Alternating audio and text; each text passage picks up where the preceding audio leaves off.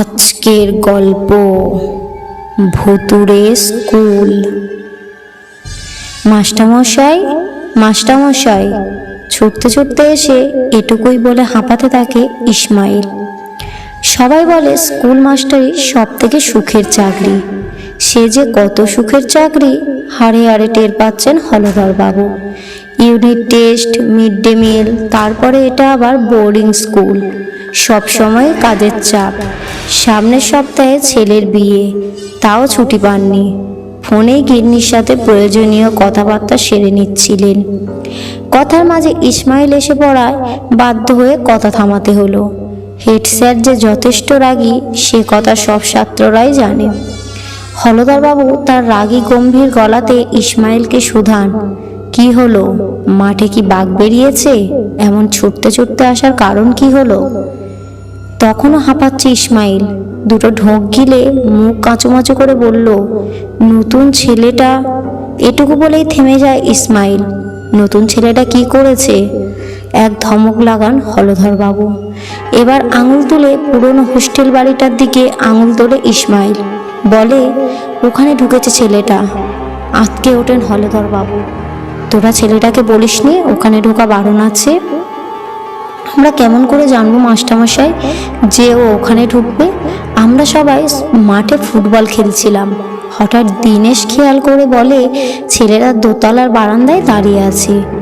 আমরা সবাই ওকে ওখান থেকে চলে আসতে বললাম, কিন্তু ও ভেতরে ঢুকে গেল, এখনো বেরিয়ে আসেনি। হলধরবাবু আজ থেকে প্রায় 19 বছর আগে আছেন এই স্কুলে। তখন ওই বিল্ডিংটা ছাত্রদের হোস্টেল ছিল। সেবার এক কালবৈশাখী ঝড়ের রাতে বাজ পড়ে হোস্টেলের এক অংশ পুড়ে যায় এবং কয়েকজন ছাত্র মারাত্মক রকমের আহত হয়েছিল। মারা গিয়েছিল একজন ছাত্র। মুখটুকু বাদে শরীরের একটা অংশ বিশ্রীভাবে ঝলসে গিয়েছিল। আজ 12 বছরের বেশি হয়ে গেল। এখনো সেদিনের ঘটনা মনে পড়লে শিউরে ওঠেন হলধর বাবু।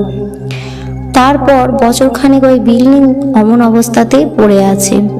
হোস্টেলের ছেলেদের ফার্স্ট কোয়ার্টার সরিয়ে নিয়ে আসা হয়েছিল, কিন্তু বেশ কিছুদিন পর থেকে যতবার ওই বিল্ডিং সংস্কারের চেষ্টা হয়েছে একটা না একটা কোনো অঘটন ঘটেইছে।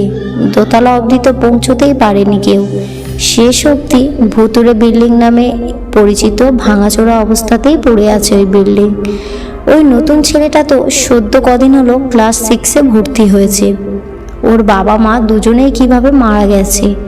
জ্যাঠা এসে ভর্তি করে দিয়ে গেছেন। উনি বলেছিলেন অবশ্য ছেলেটা অত্যন্ত দুরন্ত, কিন্তু এই কদিনে তো ছেলেটিকে বেশ চুপচাপ মনে হচ্ছিল। আর ভেবে কি হবে, এখন ভালোই ওই ছেলেটা ভুতুড়ে বিল্ডিং থেকে বের করে আনতে পারলেই হয়। তাহলে কি কৈফিয়ত দেবেন ওর বাড়ির লোকের কাছে?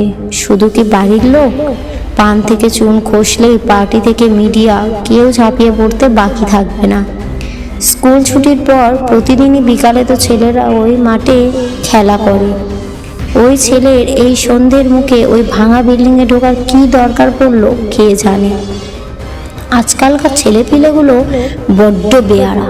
আর দেরি না করে ইসমাইল সাথে ওইদিকে পা বাড়ান হলধর বাবু। অন্য ছেলেরা সব মুখ কাচুমাচু করে দূরে দাঁড়িয়ে আছে। হলধর বাবু বিল্ডিংয়ের দিকে এগোতে গিয়েও থমকে যান। গতবার এক মিস্ত্রি জোর করে ঢুকেছিল এই বিল্ডিংয়ে ঘরের জিনিসপত্র বের করে আনবে বলে, কিন্তু কি হলো, সবার সামনেই সুস্থ মানুষটা মুখ দিয়ে রক্ত উঠে গিয়েছিল। উঠে সাথে সাথেই মারা যায়। ডাক্তার ডাকার সময়টুকু অবধি পাননি। খানিক পিছিয়ে আসেন হলধর বাবু, যাতে ফার্স্ট কোয়ার্টার থেকে স্যারদের ডেকে নিয়ে আয়। হলধর বাবু ছাড়াও আরও 2জন স্যার থাকেন এখানে। একা কোনো সিদ্ধান্ত নেওয়ার আগে সময় মিলে ভেবে কাজটা করাই ভালো। হলধর বাবুর মুখ থেকে একটা কথা বের হতে না হতে 2জন ছেলে ছুটে গেল। হলধর বাবু হাঁক পারেন, রামদিনকেও ডেকে আনবি।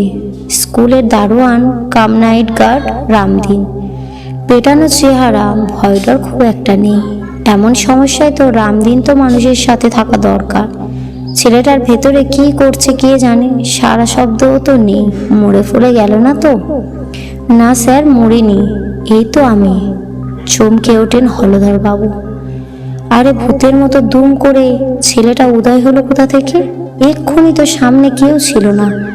কোনো রকমে নিজেকে সামলে নিয়ে ধমক দিয়ে জিজ্ঞাসা করেন, এই বিল্ডিংয়ে কেন ঢুকেছিলে? তুমি জানো না এখানে ঢোকা বারণ? কেন স্যার, কি হয়েছে এই বিল্ডিংয়ে? ছেলেটার কথায় কি যে ছিল কে জানে, কোনো প্রতিবাদ করতে পারলো না হলদর বাবু। তার বদলে সেদিনে সেই ভয়ঙ্কর ঘটনার কথা ব্যাখ্যা করতে লাগেন। ছেলেটা সম্পূর্ণ পুড়ে গিয়েছিল স্যার। 12 বছর আগে সেই ঝলসানো মৃতদেহটা আবার চোখের সামনে ভেসে উঠল হলদর বাবুর। এত বছর পরেও যেন ভয়ে শিউরে ওঠেন তিনি। সামনে দাঁড়ানো নতুন ছেলেটাকে হাসতে দেখে মাথায় আগুন জ্বলে যায় হলদর বাবু। বাজখাই গলাতে জিজ্ঞাসা করেন, হাসির কারণ কি হলো? ছেলেটা তার পুলোভারটা খুলে ফেলে। দেখুন তো স্যার, এর থেকে বেশি পুড়েছিল। চমকে ওঠেন হলদর বাবু। কি বৎসভাবে পোড়া শরীরের বাম দিকটা! এই তো সেই 12 বছর আগে বাজ পড়ে ঝলসে যাওয়া ছেলেটা দেখে মনে হচ্ছে। আকাশে মেঘ তো ছিল না, তবু খুব জোরে জোরে বিদ্যুতের চমক আর মেঘের গর্জন। কাছাকাছি কোথাও মনে হয় বাজ পড়ল। ভয়ে হাত পা ঠান্ডা হয়ে আসে হলদর বাবু।